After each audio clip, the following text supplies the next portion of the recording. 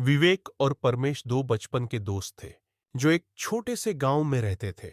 गांव के पास एक पुराना किला था जिसे लोग भूतिया मानते थे।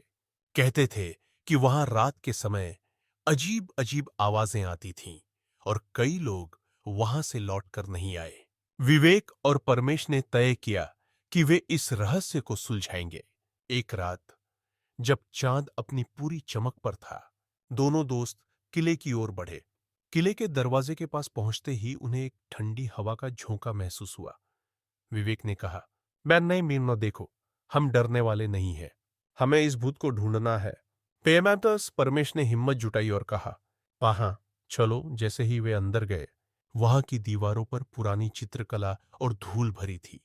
अचानक एक तेज आवाज आई, कौन है वहां? पेलास्टर दोनों लड़के चौंक गए।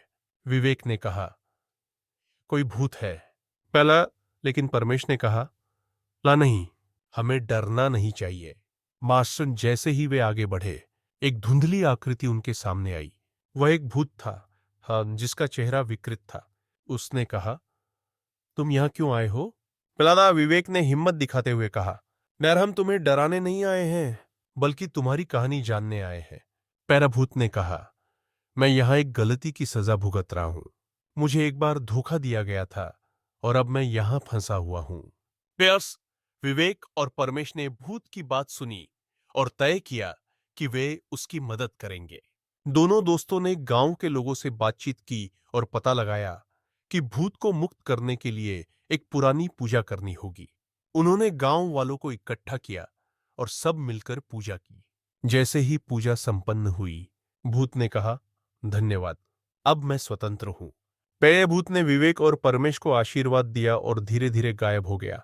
दोनों दोस्तों ने महसूस किया कि डर केवल एक भावना है और सच्चाई और साहस के साथ हर समस्या का हल निकल सकता है।